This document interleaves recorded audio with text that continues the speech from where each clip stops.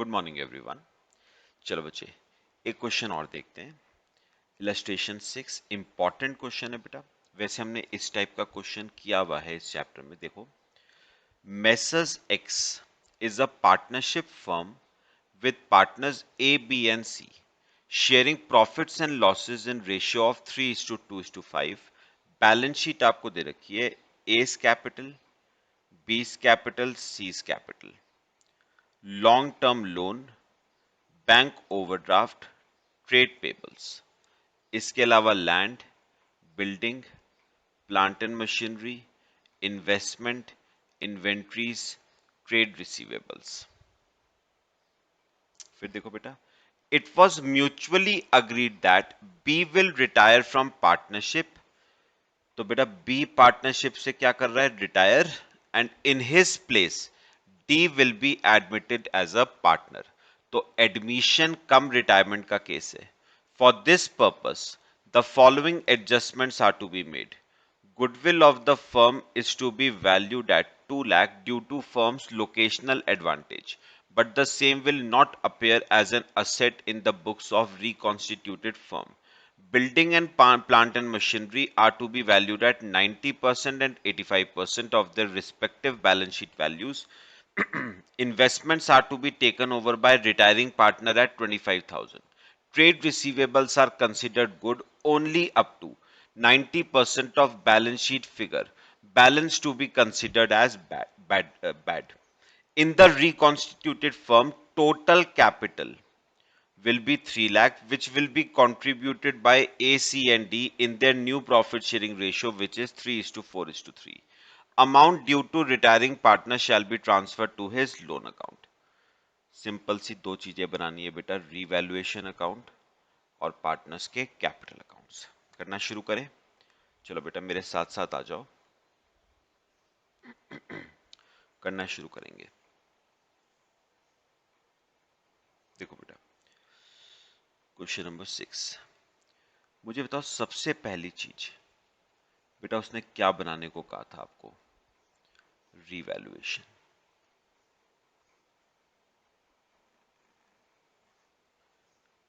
चलो बनाना शुरू करते हैं। आओ बेटा क्वेश्चन के सेकंड पॉइंट पे, बी पॉइंट पे आओ पहले।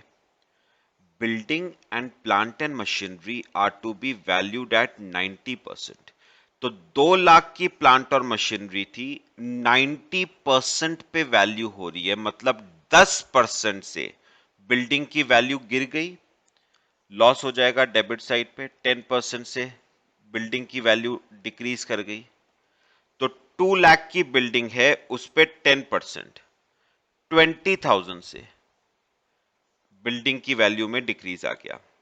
प्लांट एंड मशीनरी 3,80,000 की थी, ठीक है, और प्लांट और मशीनरी वैल्यू हो रही है 85% पे, मतलब 15% से प्लांट और मशीनरी की वैल्यू गिर गई। तो 3,80,000 पे 15% करना, 57,000 से। फिर investments are to be taken over by retiring partner at 25,000। तो 22,000 रुपए की इन्वेस्टमेंट्स थी, रिटायरिंग पार्टनर ने यानी बी ने 25,000 की टेक ओवर करी है। तो असेट की वैल्यू में इंक्रीज आ रहा है बाय साइड पे, बाय इन्वेस्टमेंट्स। कितने रुपए का इंक्रीज? 3,000 रुपीज का। फिर trade receivables are considered good only up to 90% of balance sheet figure. Balance to be considered as bad debt. अच्छा मुझे बताओ, 1,39,000 के ट्रेड रिसीवेबल्स में से गुड सिर्फ 90% हैं, बचे हुए 10% मतलब 13,900 रुपए बैड हैं। तो एक काम करते हैं बेटा, प्रोविजन बना देते हैं बैड डेट्स का। To provision for bad debts 13,900, ठीक है बेटा। चलो अब जरा अगर हम इसे सॉल्व करें बेटा, तो चेक करना जरा। देखो कितना लॉस आता है, 20,000, 57,000, 3900 माइनस 3000, 87,900 का लॉस। और ये लॉस बेटा ए, बी और सी के कैपिटल अकाउंट्स में ट्रांसफर होगा। 26,370 ए का,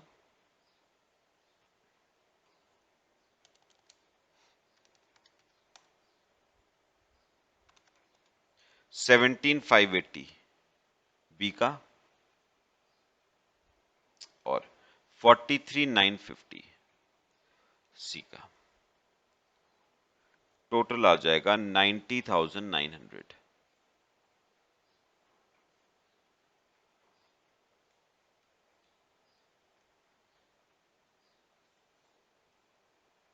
टोटल आ जाएगा 90,900। लो बेटा, ये आपका ना रीवैल्यूएशन अकाउंट बेटा कंप्लीट हो गया। चलो कॉपी करो। अब बताओ बेटा, इसके बाद हमारा सेकेंड स्टेप क्या था? पार्टनर्स के कैपिटल अकाउंट्स। चलो कॉपी कर लो पहले ये, फिर बनाना शुरू करते हैं। बनाओ बेटा फॉर्मेट पार्टनर्स कैपिटल अकाउंट्स का।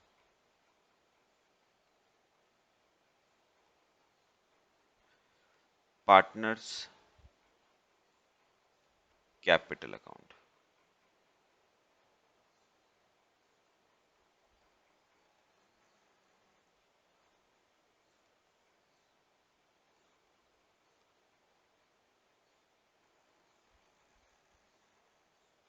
चलो बेटा, 4 कॉलम्स बनाना, A B C D, A B C D, 4 column.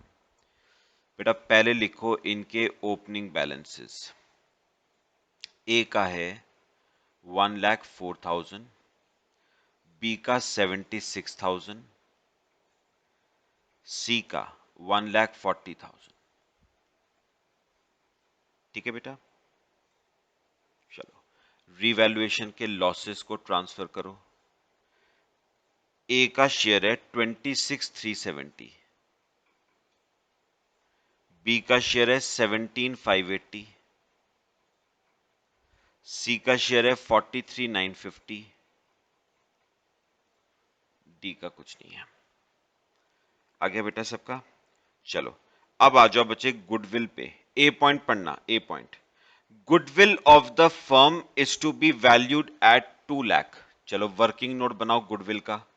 क्या बनाते हो बेटा? स्टेटमेंट ऑफ गुडविल,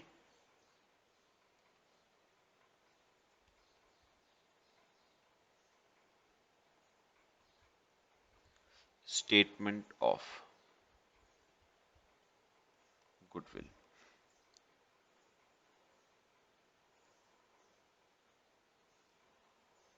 बनाओ बेटा स्टेटमेंट ऑफ गुडविल। 4 कॉलम्स बनाना, ए बी सी डी। यहां पर लिखना बिफोर एडमिशन एंड रिटायरमेंट। मतलब बी के रिटायरमेंट, बी के रिटायरमेंट और डी के एडमिशन से पहले इस गुडविल पे राइट तीनों पार्टनर्स का था 3:2:5 में। तो अगर 2 लाख को बांटें तो 60,000 ए का शेयर था, 40,000 बी का और 1 लाख सी का।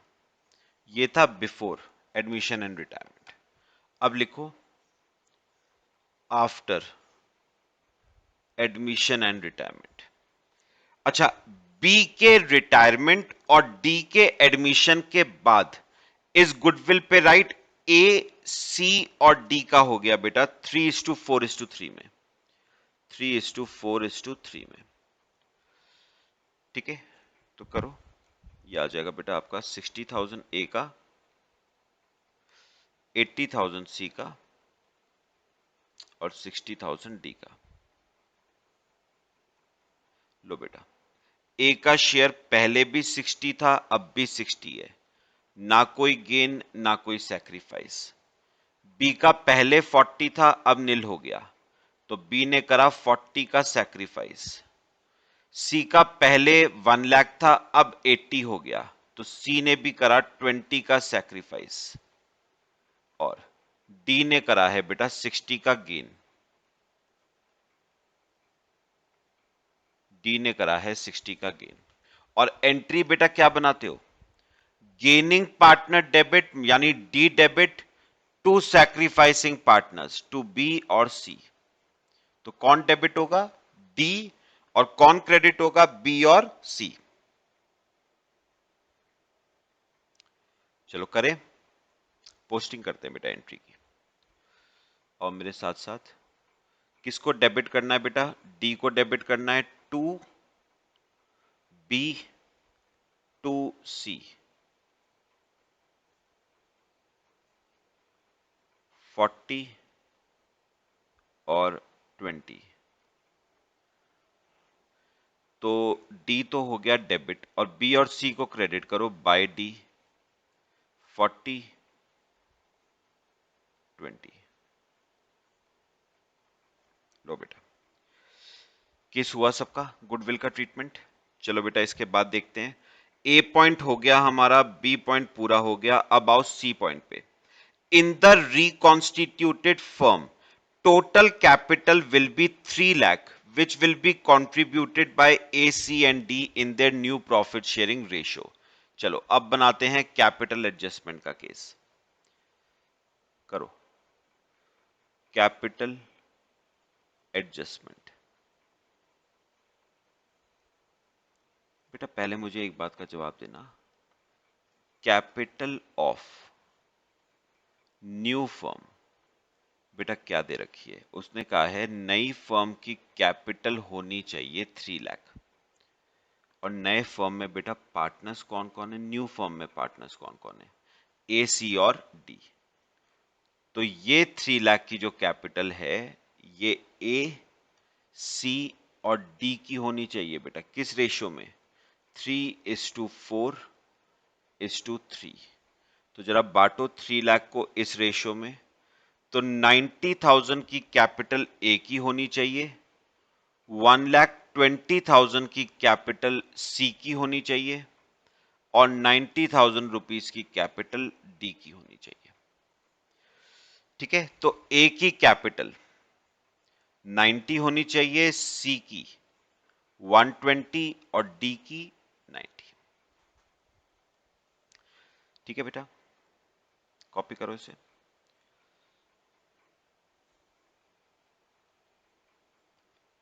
चलो करें, देखो बेटा यहां पर आ जाओ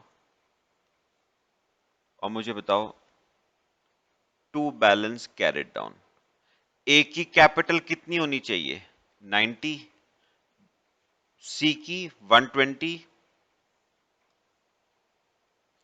सी की 120 और डी की 90। इतनी इतनी कैपिटल होनी चाहिए। ठीक है, चलो देख के मुझे बताओ ए की कैपिटल में डेफिसिट आ रहा है बेटा, कितना डेफिसिट जरा निकालना, बाय साइड पे बैलेंस आएगा 90,000 प्लस 26,370 माइनस 1,04,000। बेटा 12,370 का डेफिसिट आ रहा है ए का। ठीक है, अच्छा बी का छोड़ दो, सी का बात करना, सी का 120 प्लस 43,950 माइनस 140 माइनस 20, 3,950 का डेफिसिट आ रहा है सी में और डी में डेफिसिट आ रहा है 1,50,000। तो ये क्या होगा बेटा जो डेफिसिट आ रहा है, ये तीनों पार्टनर्स इतना इतना कैश बिजनेस में क्या करेंगे बेटा, इंट्रोड्यूस। ए लेके आएगा 12,370, सी लेके आएगा 3,950, डी लेके आएगा 1,50,000। तो इतना इतना कैश ए, सी और डी बिजनेस में क्या करेंगे, इंट्रोड्यूस। अच्छा किसका अकाउंट रह गया बेटा, अभी बी का रह गया ना। देखना बी का कितना आ रहा है, 76,000 प्लस 40 माइनस 17,580।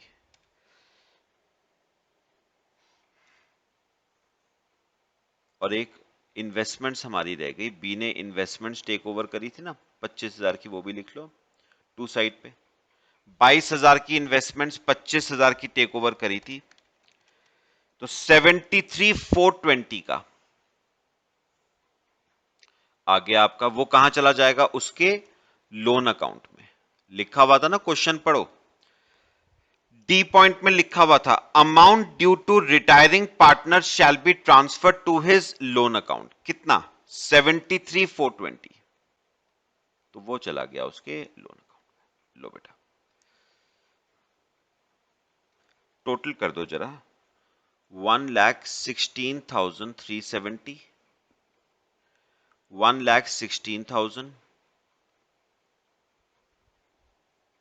163,950, 1,50,000।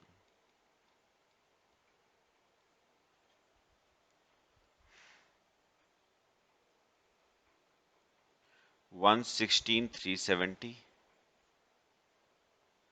1,16,000,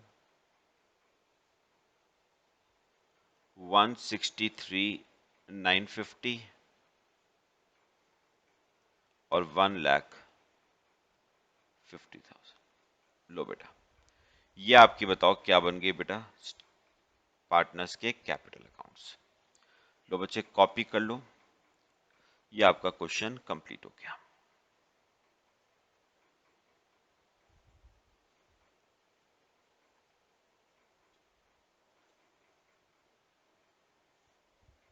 फिर बेटा एक न्यू टॉपिक शुरू करेंगे आपके रिटायरमेंट चैप्टर में ही, इंपॉर्टेंट टॉपिक।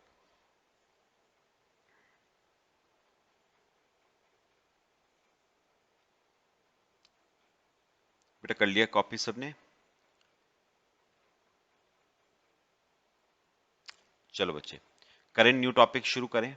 चलो मेरे साथ साथ आ जाओ बेटा, एक बड़ा इंपॉर्टेंट समझने वाला टॉपिक मैं शुरू कर रहा हूं, ध्यान से बेटा सुनना है। बेटा टॉपिक का नाम है इंश्योरेंस पॉलिसी। हेडिंग मेरे साथ साथ बेटा सब लिखना, इंश्योरेंस पॉलिसी। चलो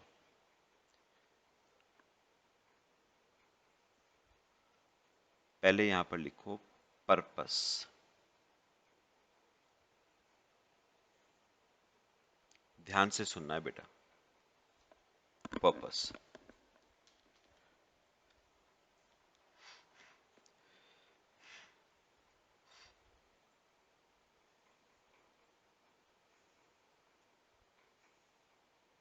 बेटा पता है होता क्या है, ध्यान से सुनना बेटा। बेटा आपको अच्छी तरह पता है, कुछ लिखना मत अभी, मैं लिख रहा हूं, कुछ लिखना मत अभी, कुछ लिखना मत, मैं फिर लिखवाऊंगा आपको। बेटा जब किसी पार्टनर की डेथ होती है, ठीक है, तो डेथ के टाइम पे आप लोगों ने पढ़ा हुआ भी होगा ना, डेथ के टाइम पे उसके एग्जीक्यूटर को पेमेंट करी जाती है बेटा, है ना। एग्जीक्यूटर को मतलब उसके लीगल रिप्रेजेंटेटिव को क्या करी जाती है बच्चे, पेमेंट करी जाती है।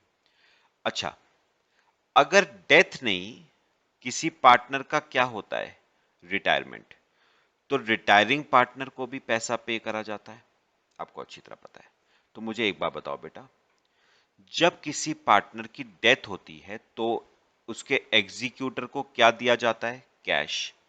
जब किसी पार्टनर का रिटायरमेंट होता है तो भी रिटायरिंग पार्टनर को क्या दिया जाता है, कैश। लेकिन प्रॉब्लम बेटा एक है, प्रॉब्लम क्या है, फर्म के पास फर्म के पास इन्हें देने के लिए कैश बेटा आएगा कहां से। मैंने क्या कहा, जब किसी पार्टनर की डेथ होती है तो डिसीज्ड पार्टनर के एग्जीक्यूटर को पैसा दिया जाता है बेटा।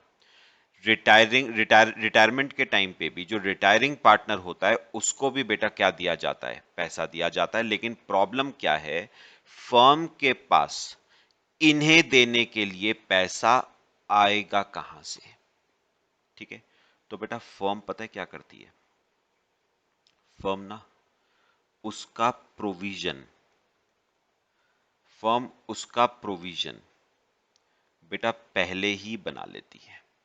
किस फॉर्म में, in the form of insurance policy.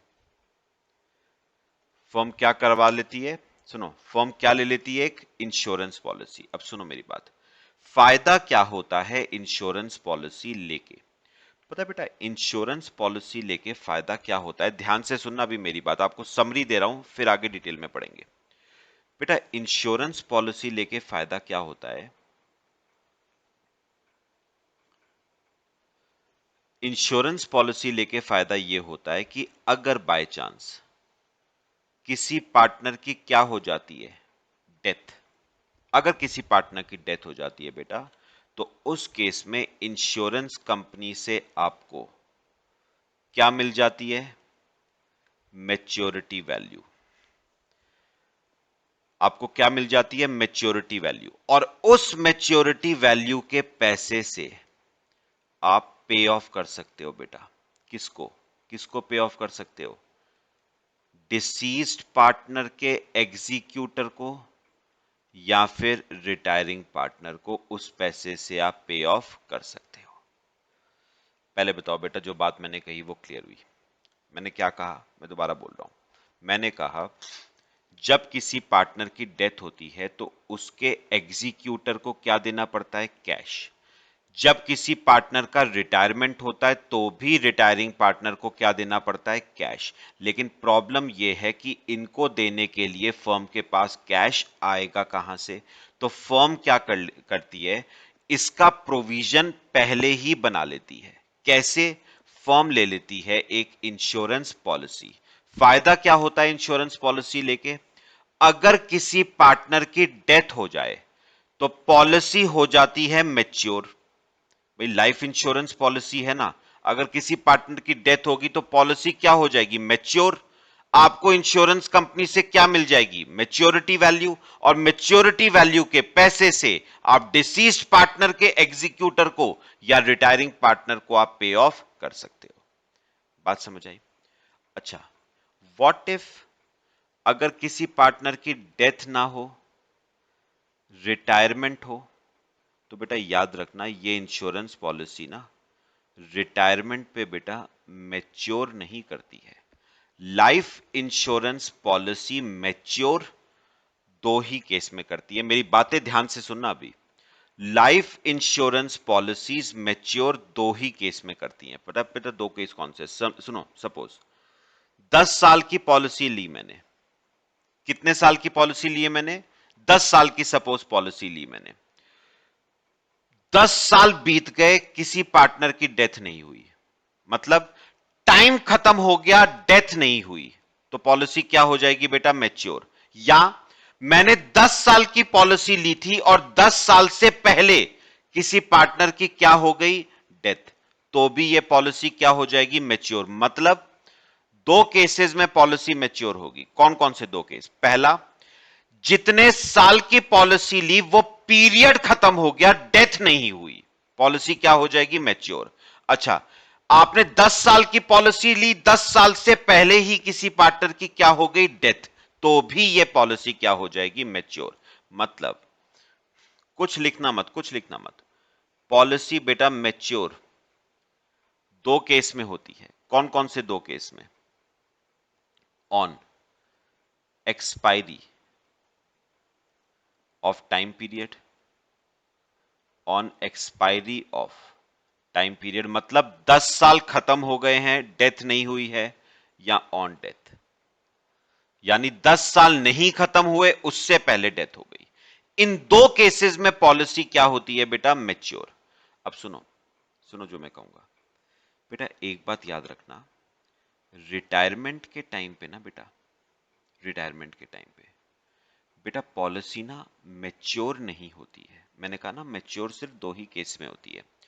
तो रिटायरमेंट के टाइम पे क्या होगा बेटा? रिटायरमेंट के टाइम पे ना फर्म इस पॉलिसी को क्या कर देती है? सरेंडर, वापस लौटा देती है इंश्योरेंस कंपनी को। अगर किसी पार्टनर का रिटायरमेंट होता है तो रिटायरमेंट के टाइम पे firm firm insurance policy surrender कर देती है, वापस लौटा देती है। और उस केस में बेटा आपको इंश्योरेंस कंपनी से मिलती है सरेंडर वैल्यू। क्या मिलती है आपको? Surrender value. और इस सरेंडर वैल्यू के पैसे से आप क्या कर सकते हो बेटा, वही सेम पे ऑफ कर सकते हो। किसको? डिसीज्ड पार्टनर के एग्जीक्यूटर को, या फिर बेटा रिटायरिंग पार्टनर को। बात बेटा समझ आई? तो मैं एक बार पूरा केस एक बार दोबारा आपको बेटा रिपीट करता हूं, मेरी बात सुनना ध्यान से बेटा। याद ये बिल्कुल दिमाग में फिट करनी है, ये बात काम आएगी आपको। सुनो बेटा, अब होता क्या है, जैसे डिसीज जो किसी पार्टनर की फॉर एग्जांपल क्या होती है, डेथ।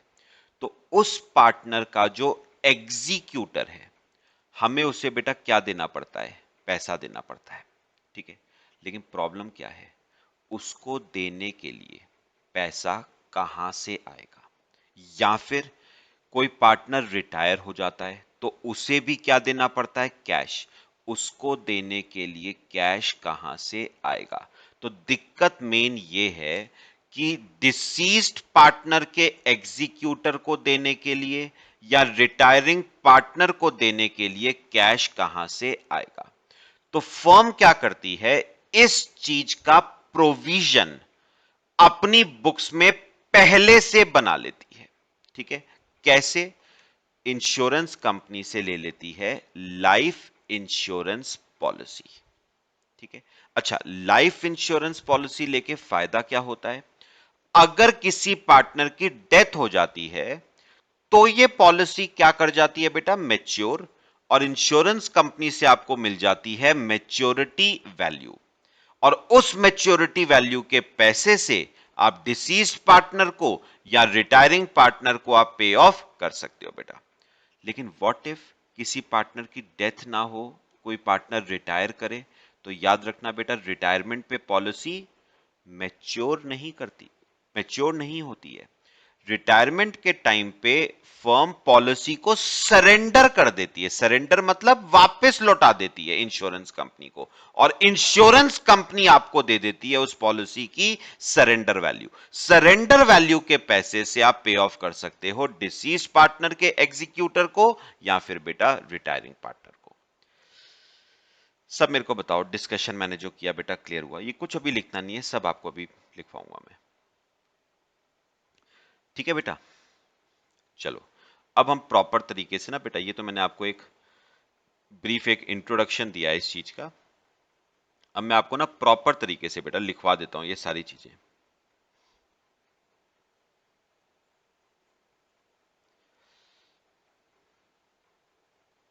तो बेटा अगर मैं आपसे ना एक बात पहले पूछूं कि ये लाइफ इंश्योरेंस पॉलिसी को लेने का पर्पस क्या था, तो इसका पर्पस था बेटा to arrange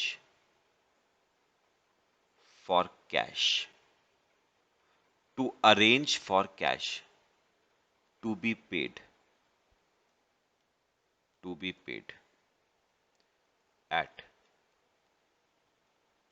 time of, to arrange for cash to be paid at time of retirement or death of a partner, to arrange for cash to be paid at the time of retirement or death of a partner। तो basically बेटा firm insurance policy लेके क्या बना रही है बेटा, एक provision बना रही है। किस चीज का प्रोविजन बना रही है बेटा? कैश का प्रोविजन बना रही है कि कल को अगर हमें डिसीज्ड पार्टनर के एग्जीक्यूटर को या रिटायरिंग पार्टनर को हमें कैश देना पड़ेगा, तो वो कैश हमारे पास कहां से आएगा? तो उस चीज का अरेंजमेंट कौन कर रही है बेटा? फर्म करके चल रही है।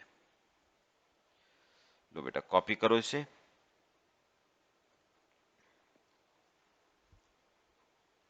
कॉपी करो, फिर मैं एक चीज आपसे और डिस्कस करना चाहता हूं बेटा। पर्पस क्लियर हुआ बेटा? ठीक है। अब सुनो, अब मैं आपसे बेटा एक अगली बात करता हूं। बेटा इंश्योरेंस पॉलिसी ना, लाइफ इंश्योरेंस पॉलिसी दो तरह की होती है। लाइफ इंश्योरेंस पॉलिसी आपकी दो तरह की होती है बेटा। सुनो, कौन से दो तरह की? एक होती है जॉइंट लाइफ पॉलिसी जेएलपी, और दूसरी होती है आपकी बेटा सेपरेट लाइफ पॉलिसी। तो एक होती है बेटा जॉइंट लाइफ पॉलिसी और दूसरी होती है आपकी सेपरेट लाइफ पॉलिसी। ठीक है, क्या डिफरेंस है अभी बात करते हैं बेटा। बेटा वैसे ना नाम से भी आपको पता चल रहा होगा, what do you mean by the term joint life policy. Joint life policy मतलब insurance policy taken jointly on the lives of all partners.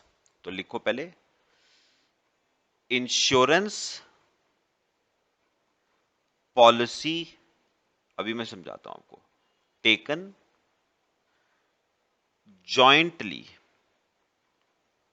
On lives of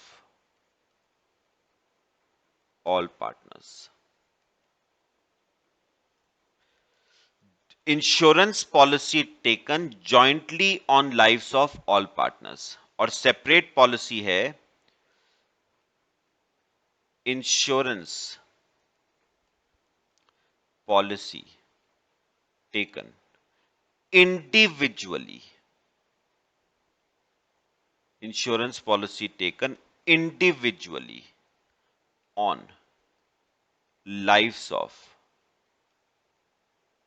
all partners. Insurance policy taken individually on lives of all partners. Copy करो बेटा, फिर आपको समझाता हूं difference क्या है दोनों में। ध्यान से सुनिए बेटा मेरी बात, एग्जाम्पल देके आपको बताऊंगा।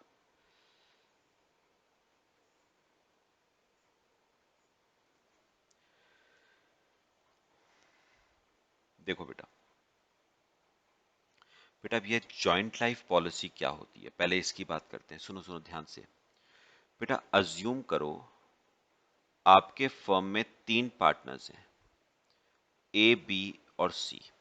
ठीक है बेटा, जॉइंट लाइफ पॉलिसी पता है क्या होती है? तीनों के नाम पे, तीनों के नाम पे एक insurance policy, that is known as joint life policy. तीनों पार्टनर्स के नाम पे एक इंश्योरेंस पॉलिसी, तो तीनों के नाम पे एक insurance policy, that is known as बेटा जॉइंट लाइफ पॉलिसी। तीनों पार्टनर्स के नाम पे एक insurance policy, that is known as joint life policy. बात समझ आई?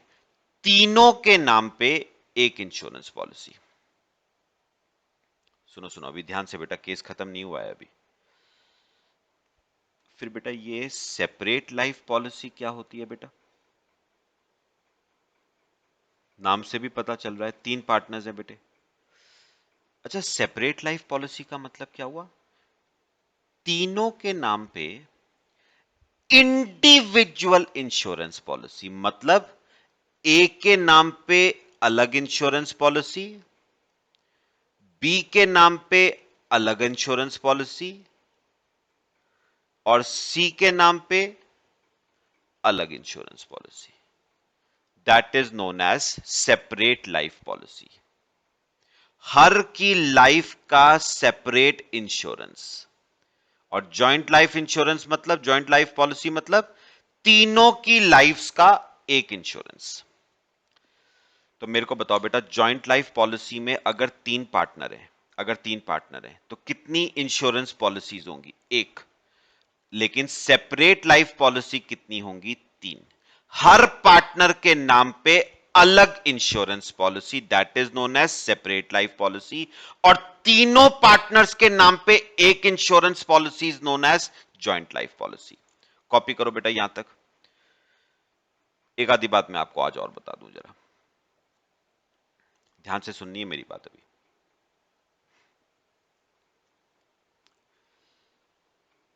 क्लियर हुआ सबको? एक बड़ी बेटा काम की बात और बता रहा हूं आपको, मेरी बात ध्यान से सुननी है, बड़ी काम आएंगी ये बातें आपको।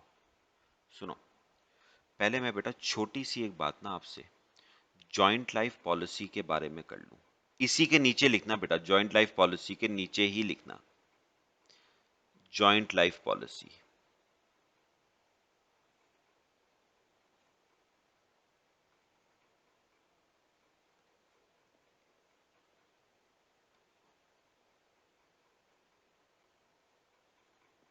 ऐसे बनाओ जरा, जेएलपी के नीचे ही बनाना।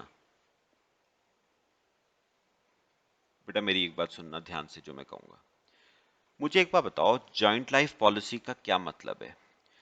तीनों पार्टनर्स के नाम पे एक इंश्योरेंस पॉलिसी।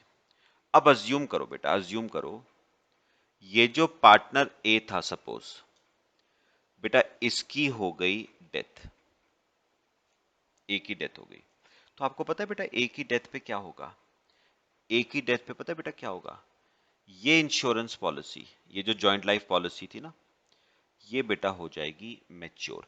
एक भी पार्टनर की डेथ हो गई ना बेटा, एक भी, तो ये पॉलिसी मैच्योर हो जाती है देन एंड देयर। बात समझ आई? तो जॉइंट लाइफ पॉलिसी, एक भी पार्टनर की डेथ हो जाए ना तो उसी वक्त बेटा वो मैच्योर हो जाती है। तो डेथ पे ये क्या हो जाएगी बेटा? मैच्योर हो जाएगी। और बताओ इंश्योरेंस कंपनी से क्या मिल जाएगी? मैच्योरिटी पे क्या मिलती है? Maturity value. तो आपको इंश्योरेंस कंपनी से मिल जाएगी इस पॉलिसी की मैच्योरिटी वैल्यू। बात समझ आई बेटा? अच्छा, व्हाट इफ ए की डेथ नहीं हुई, ए का क्या हुआ है बेटा? रिटायरमेंट हुआ है। तो उस केस में मैंने अभी बताया था बेटा, रिटायरमेंट पे ये पॉलिसी मैच्योर नहीं करती है बेटा। इंश्योरेंस का वो फर्म इस पॉलिसी को क्या करती है बेटा? सरेंडर करती है, वापस लौटाती है। और क्या मिलेगी आपको इंश्योरेंस कंपनी से? Surrender value.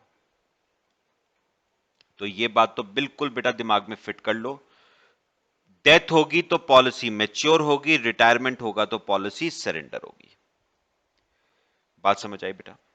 और ये जो मैच्योरिटी वैल्यू का पैसा है, इससे आप किसको पे कर सकते हो? डिसीज्ड पार्टनर के एग्जीक्यूटर को। और जो ये सरेंडर वैल्यू का पैसा है, इससे किसको पे कर सकते हो आप? रिटायरिंग पार्टनर को आप पे कर सकते हो। समझ आई बेटा बात सबको? ये हुआ जेएलपी का केस। सुनना, अभी केस खत्म नहीं हुआ है बेटा। अब बात करते हैं सेपरेट लाइफ पॉलिसी की। ध्यान से बेटा, सेपरेट लाइफ पॉलिसी की।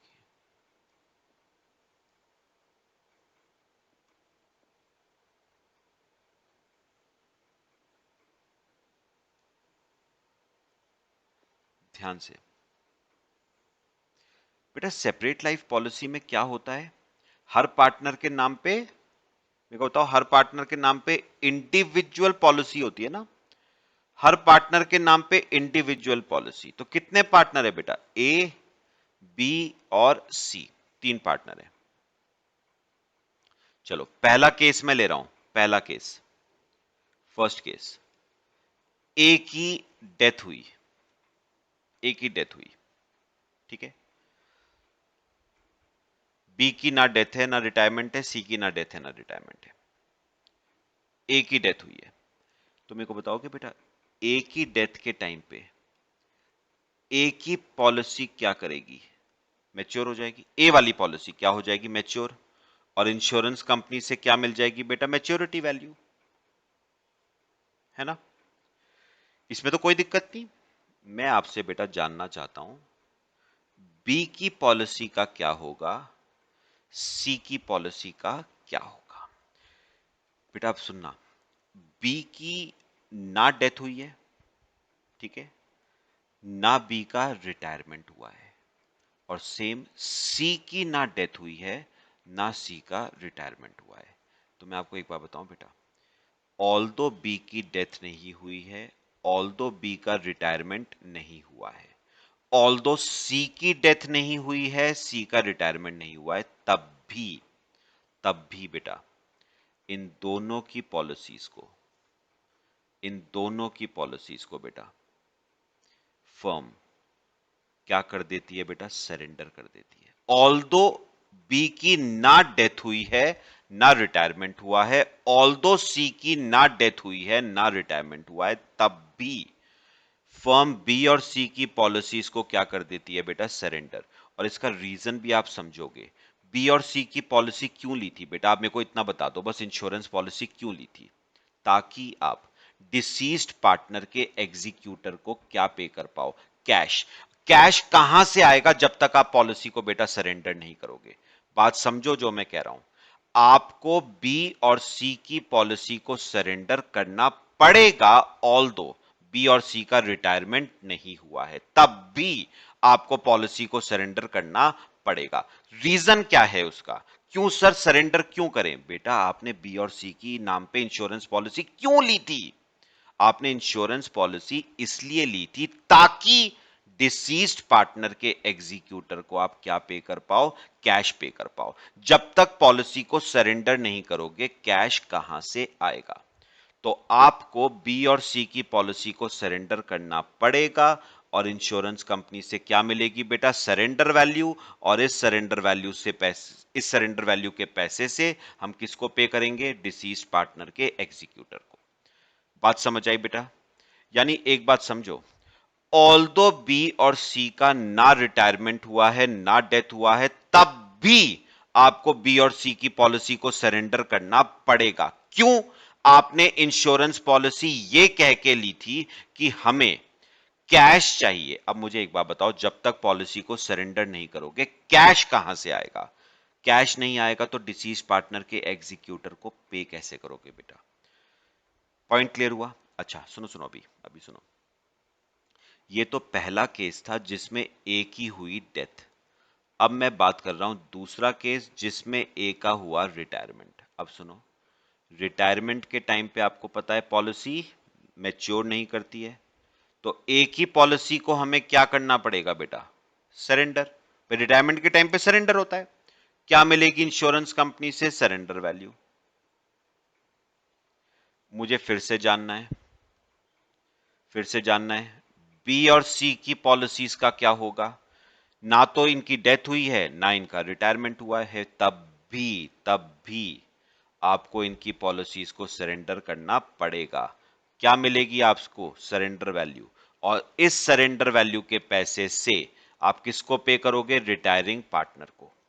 तो बेटा एक बात समझना, सेपरेट लाइफ पॉलिसीज के केस में ना, जिस पार्टनर की डेथ होती है उसकी पॉलिसी मैच्योर होती है। अगर उसकी डेथ नहीं हुई है, उसका रिटायरमेंट हुआ है, तो उसकी पॉलिसी सरेंडर होती है। ठीक है? बचे हुए पार्टनर जिनकी ना डेथ हुई है ना रिटायरमेंट हुआ है, तब भी उनकी पॉलिसी को सरेंडर करना पड़ेगा, क्योंकि जब तक सरेंडर नहीं करोगे कैश नहीं आएगा। कैश नहीं आएगा तो डिसीज पार्टनर के एग्जीक्यूटर को या रिटायरिंग पार्टनर को पे कैसे करोगे? वही तो हमारा पर्पस था इंश्योरेंस पॉलिसी को लेने का। तो बेटा कॉपी करो, कल मैं फिर आपको डिटेल में ये चीजें बताऊंगा, अभी शॉर्ट में आपको बेटा लिखवाई हैं बस चीजें। कल पूरा इसका अकाउंटिंग ट्रीटमेंट आपको करके बताऊंगा बेटा, कॉपी कर लो इसे। मेरे ख्याल से बेटा केस क्लियर हुआ, दिमाग में एक बात बेटा बिल्कुल फिट करना, जिसकी डेथ होगी उसकी तो मिलेगी मैच्योरिटी वैल्यू, ठीक है, और जिसका रिटायरमेंट होगा उसके टाइम पे पॉलिसी सरेंडर होगी और मिलेगी सरेंडर वैल्यू। पक्का? चलो बच्चे, बाकी नेक्स्ट क्लास में डिस्कस करते हैं। ठीक है, कल मैं इसका प्रॉपर आपको अकाउंटिंग ट्रीटमेंट करके बताऊंगा। Till then thank you.